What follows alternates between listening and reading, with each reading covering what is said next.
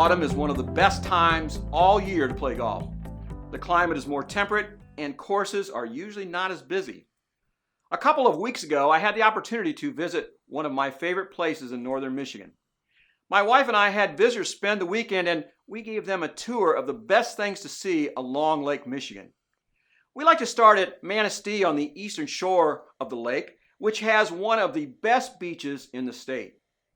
A short drive along the coast provides several wonderful views of the lake and winds up in the small town of Onekama on Portage Lake. There are a couple of great golf courses in this area. Manistee National, as well as the Heathlands at Onekama, sits high above the town on the sand dunes and offers wonderful views of Portage Lake. Farther north on M22 sits Arcadia Bluffs. It is annually ranked as one of the best public courses in the state and now has added cottages for stay and play golfers.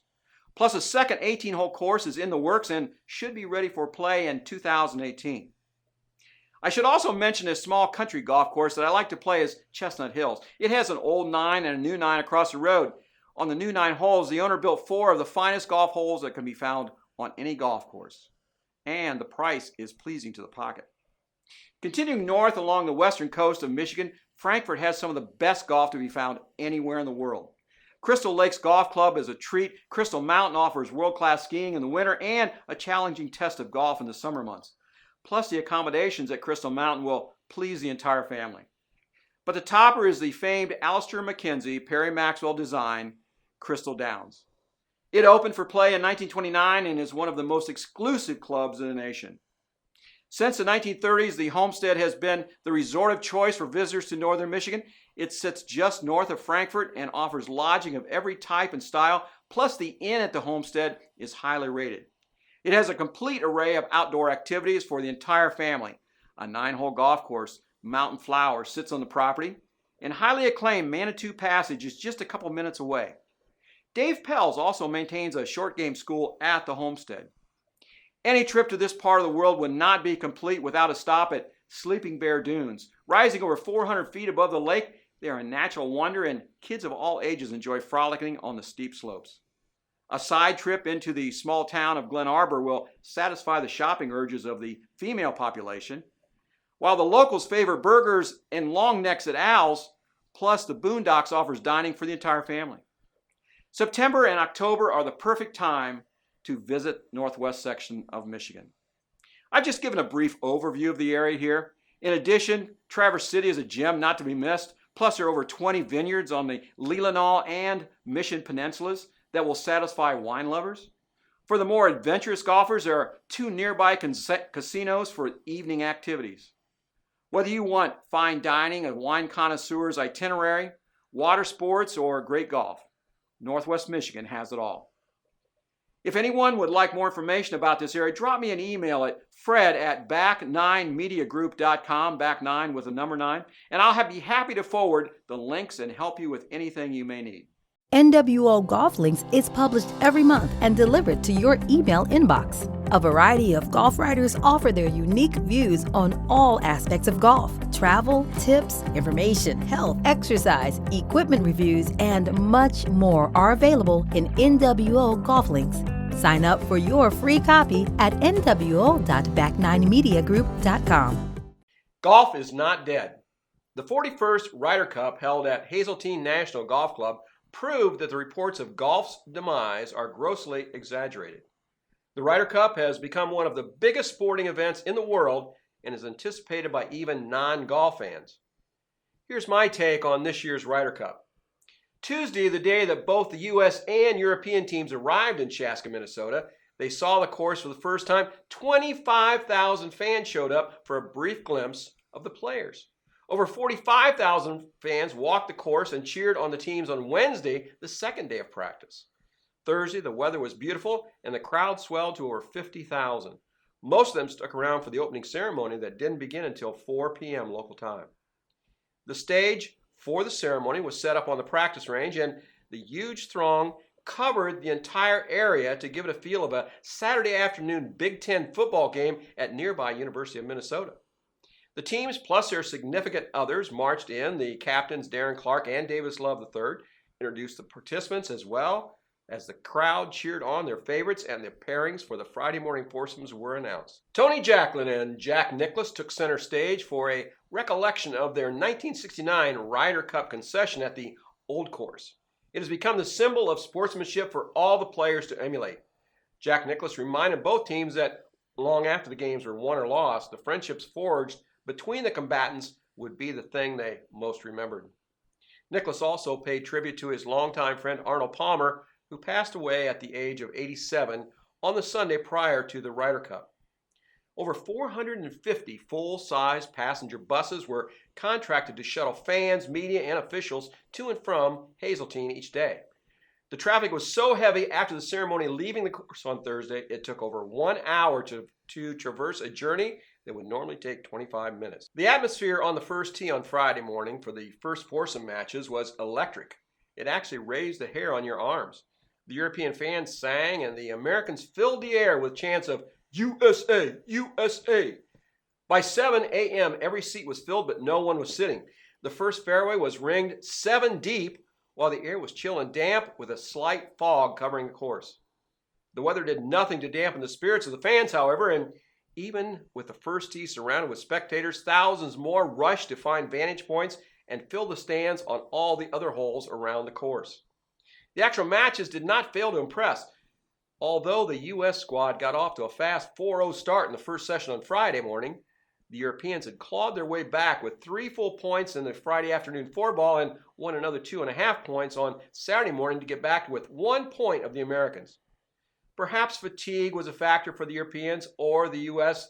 team realized it was time to do or die and won 3 of the 4 points on Saturday afternoon to gain back a 3-point lead heading into singles play on Sunday.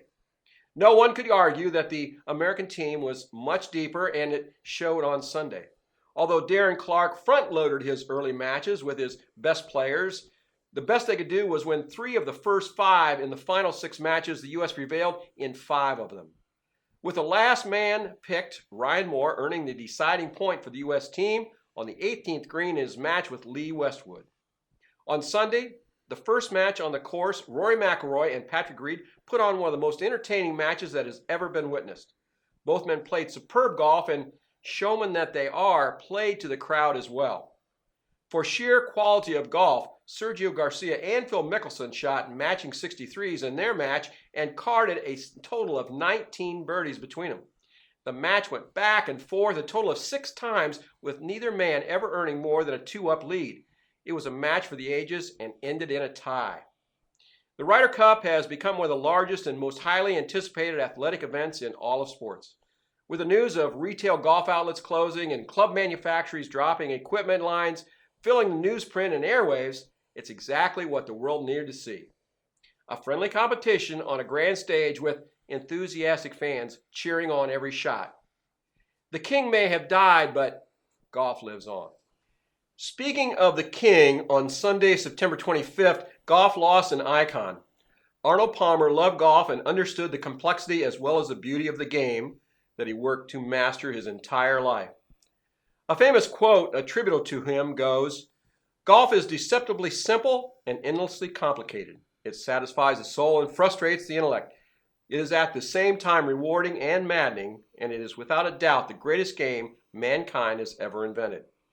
He was the king and drew his final breath in a hospital in Pittsburgh. He was scheduled to receive a heart procedure the next day, but it came too late.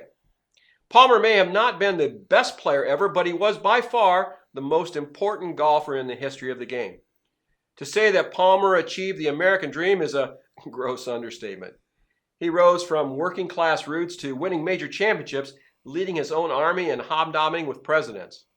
Arnie was recognized off the course as well. He was awarded the Presidential Medal of Freedom and the Congressional Gold Medal. Palmer bridged the gap between Hogan, Nelson, and Snead, bringing golf into the modern era. He made golf cool for blue-collar America, and they responded by making him their king. A cigarette dangling from his lips, a tug at the waist of his trousers, and his go-for-broke style enamored men and women alike. He won his first official PGA tournament at the 1955 Canadian Open. His final and 62nd win of his career came at the 1973 Hope Desert Classic. Along the way, he won 7 major championships, including 4 Masters green jackets. Augusta National, and Arnold Palmer will forever be linked in golf history. Through various endorsement agreements with Fortune 500 companies, Palmer was still annually one of the highest grossing sports figures in America. He, along with Mark McCormick's IMG Management Company, set the standard for athletes' marketing strategy. Palmer's Golf Design Company was founded in 1972 and built over 300 golf courses worldwide. He was most proud of his Bay Hill Golf Club in Orlando and made it his winter residence for many years. Bay Hill also hosts the Arnold Palmer Invitational every March, a favorite among tour professionals. He was instrumental in the foundation and development of the Golf Channel. It was the first cable channel dedicated solely to covering golf and became one of the most successful cable television launches in history. The man even has a drink named in his honor. He enjoyed drinking iced tea mixed with lemonade, Arizona beverage licensed to drink, named it the Honor Palmer and marketed around the world. Perhaps the king's most important work was his philanthropic. He donated his time, money, and talents to the growth of the Arnold Palmer Medical Center. Through Palmer's efforts, the hospital offers the finest care and advanced technology in the treatment of children's health care. The Arnold Palmer Medical Center includes the 158-bed hospital for children and the 285-bed Winnie Palmer Hospital for women and babies. No child is refused treatment. Thousands of families have benefited and will continue to benefit from the miraculous treatment provided by the Arnold Palmer Medical Center. Arnold Palmer was a child of the Great Depression and fully understood the gifts he received throughout his lifetime. He signed every autograph with precision, met every eye with a warm, friendly wink, and greeted everyone as a long-lost friend. He achieved the American dream with charisma, style, and a strong work ethic. The king may have passed, but his legacy in golf, sports marketing, philanthropy, and sportsmanship will live forever. The Man Who Thinks He Can by Walter Wintle was Arnold Palmer's favorite poem. He kept a copy of it framed in his office wall and read it nearly every day. It was beautifully set to music by the PGA Tour and narrated by a host of Hall of Fame golfers, including Jay Haas, Tom Watson, Gary Player, and Jack Nicklaus. It's one of our favorites. We think you will enjoy it too. Carlos Torres and Fred Altvader bring you the best golf news and information every week on the Back Nine Report. They cover anything and everything golf, from the professional tours to the major events. They also cover parts of golf that other shows don't and give their unique perspective and insight on current golf topics. Listen to Back Nine Report live every Tuesday at 8 p.m. Eastern on Blog Talk or download it anytime on TuneIn. That wraps up the first edition of Back Nine Report. We hope you enjoyed our show and will tell your friends about us. You can follow us on Twitter and Instagram at Back9 Report and on Facebook at Fred Altvader. Until next time, enjoy the great game of golf, and I will catch you on the Back Nine.